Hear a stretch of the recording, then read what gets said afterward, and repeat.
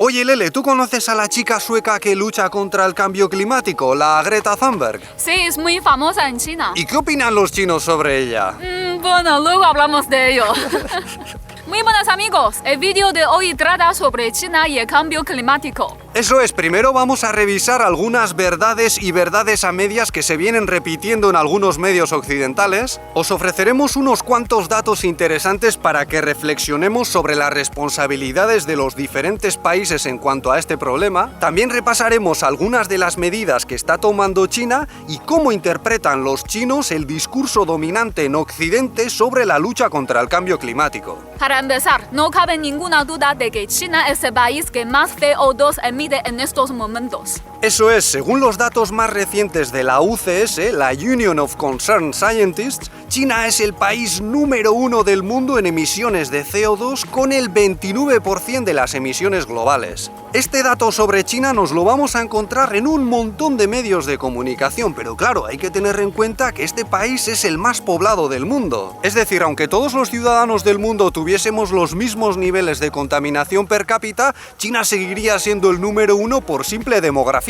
Además, no hay que olvidarse de que este país es la fábrica del mundo. Aquí han venido a producir las fábricas de cantidad de países desarrollados. De hecho, si consideramos las emisiones de CO2 per cápita o por habitante, China es el número 12 del mundo. Claro, y está por debajo de países con mucha mejor reputación en materia medioambiental como Alemania, Japón o Canadá. Además, si sumamos las emisiones de los Estados Unidos y de Europa, se quedan ya muy cerca de las emisiones totales de China, y eso que China tiene 500 millones de habitantes más que las otras dos juntas. Pero estos datos actuales no nos sirven para hacernos una idea de cuáles son las responsabilidades de cada país. Porque el cambio climático es un problema al que llevamos contribuyendo por lo menos desde hace un par de siglos. Y esto que hacen muchos medios occidentales de señalar continuamente a China cuando se habla de cambio climático es, desde mi punto de vista, una forma de insultar a la inteligencia del público. Porque fijaos, muchas veces en nuestros medios se habla de China como un monstruo devoracarbón. Pero si echamos un vistazo a los datos históricos de la producción y el consumo de carbón en los dos últimos siglos,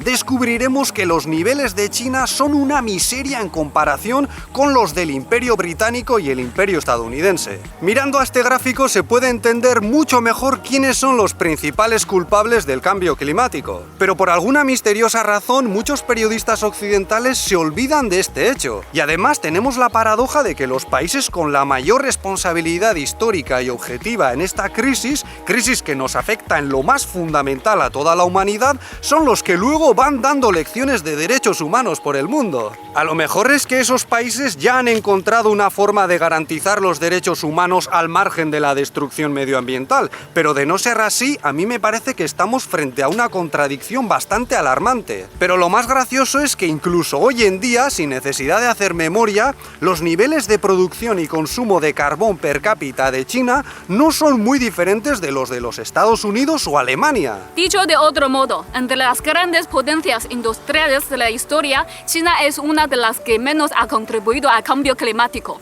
Yo entiendo que muchos de vosotros os resistáis a aceptar estos hechos porque habéis visto un montón de imágenes de la contaminación en las ciudades de China. Y este es un problema que nosotros reconocemos y del que hemos hablado en más de un vídeo. Pero el problema es que no tenemos tantas imágenes de los niveles de contaminación que había en la Inglaterra, en la Alemania o en los Estados Unidos de la Revolución Industrial. Y esta falta de documentos visuales viene muy bien para reforzar el discurso antihistórico sobre el cambio climático que dominan los países occidentales.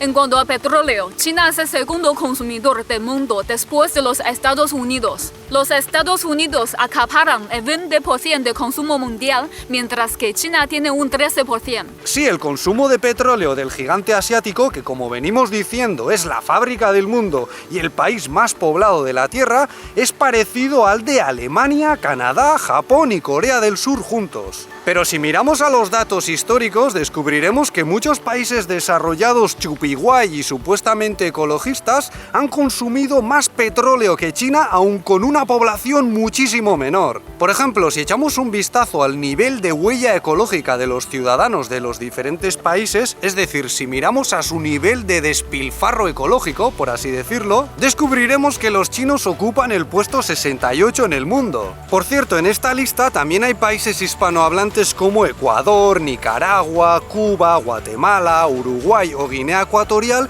que tienen unos niveles de derroche muy bajos, mucho más bajos que los de países desarrollados supuestamente ecologistas como Canadá, Finlandia, Noruega, Alemania o Nueva Zelanda. Sí, Nueva Zelanda, la tierra de los hobbits y del respeto a la naturaleza, ¿quién lo iba a decir? Y además, todos estos países que he mencionado en último lugar también tienen niveles de huella ecológica peores que los de los chinos. Obviamente, hoy en día la mayor parte del mundo no ve a Cuba o a los países menos desarrollados como un modelo a seguir, porque a fin de cuentas en casi todas partes queremos disfrutar de un nivel de vida mejor. Pero al mismo tiempo, en la gran mayoría de los casos históricos que conocemos, esto implica ejercer un alto grado de presión sobre los recursos naturales. Y China, pese a toda la mala propaganda que tienen los países occidentales, desde mi punto de vista y a la luz de los datos de los que disponemos, es un país que comparado con los demás ha empezado a poner en práctica medidas ecologistas muy poco después de comenzar su carrera industrial. Es decir, mientras que Reino Unido, Alemania o los Estados Unidos se volvieron ecologistas mucho tiempo después de comenzar a saquear el planeta, China lo ha hecho en cuestión de 30 años, lo cual supone un récord entre las principales potencias industriales de la historia.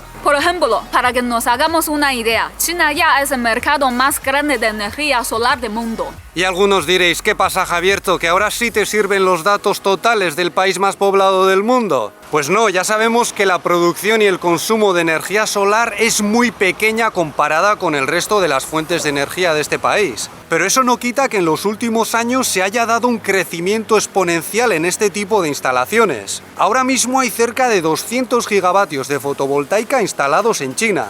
Pero se estima que para el año 2050 esa cifra ascienda hasta 1.300. Por otra parte, mientras los Estados Unidos han salido del Acuerdo de París, China está cumpliendo con todos sus compromisos. Sí, los informes y estudios al respecto hablan de entre 2 y 9 años de adelanto en los objetivos de lucha contra el cambio climático. Y también sabemos que, por ejemplo, China está en el buen camino para conseguir que en el año 2030 o antes lleguen a su pico de emisiones de CO2, o que si sigue con el ritmo actual será capaz de reducir su consumo de carbón entre un 60 y un 65% en comparación con los niveles de 2005. Pero uno de los datos más llamativos es el del aumento de la masa forestal. Recientemente se ha hablado mucho, incluso en los medios occidentales, de China como el principal contribuyente del mundo al crecimiento de los bosques. Y de hecho, en los últimos 40 años, China casi ha conseguido doblar la extensión de sus bosques, llevándolos de un 12% a un 23% de la superficie total del país. Y esto es algo que nosotros hemos comprobado directamente, porque vivimos casi en las afueras de una ciudad de unos 4 millones de habitantes y cada vez que venimos a los pueblos y aldeas a grabar vídeos, nos encontramos con que en muchos sitios están plantando un montón de árboles. De todos modos, según los datos del Climate Action Tracker, China es un país cuyas medidas entran dentro de la categoría de altamente insuficientes. Esto quiere decir que sus medidas están a la altura de las de países como Japón, Corea del Sur, Chile o Argentina. Pero la Unión Europea y otros países supuestamente modelos como Canadá también están en la categoría de medidas insuficientes. Y entre los países que lo están haciendo peor que China, con medidas que serían insuficientes a un nivel crítico, encontramos a los Estados Unidos, a Rusia o a Turquía.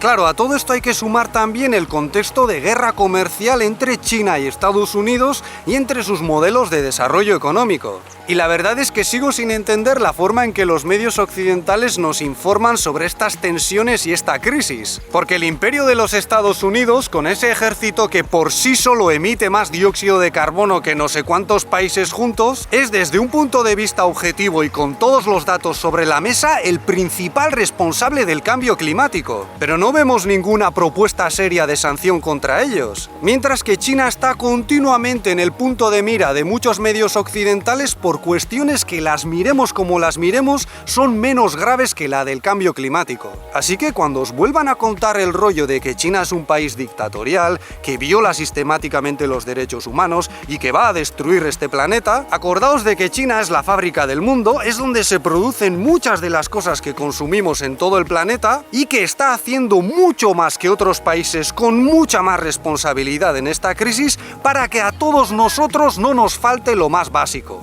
Por eso en China a mucha gente no le gusta demasiado Greta Thunberg, porque hay gente que piensa que sus protestas son el típico teatro de los países desarrollados, que dicen muchas cosas sobre la protección del planeta, pero hasta ahora no han hecho demasiado.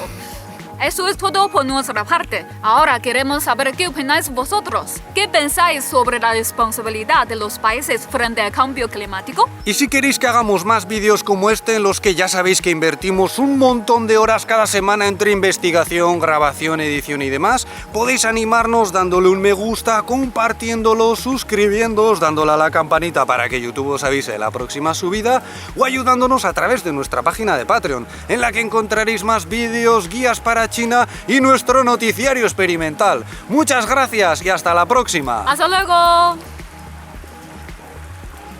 Por cierto, otra de las razones por las que el discurso de Greta Thunberg no convence demasiado en China es porque en este país hay un espíritu muy meritocrático. Y a mucha gente no le entra en la cabeza que una persona tan joven pueda hacer aportaciones significativas a un problema tan complejo. Para mí esta crisis es una crisis generada por el capitalismo, de eso no hay ninguna duda. Yo creo que si dejamos este problema en manos de las leyes de la oferta y la demanda, acabamos sin planeta. Y algunos diréis, pero si China es un capitalismo salvaje. Bueno, eso es lo que os han contado en los medios. Es lo que os han contado los voceros del neoliberalismo para ocultar los méritos de la planificación económica en China. Porque sí, en China a las empresas privadas se les deja mucha manga ancha, pero cuanto más creces y más impacto tienes en la vida de los demás, más sujeto estás a las normas y a los intereses del Estado. Y desde mi punto de vista es este control por parte del gobierno y del Estado lo que ha hecho posible que China haya aplicado medidas de protección medioambiental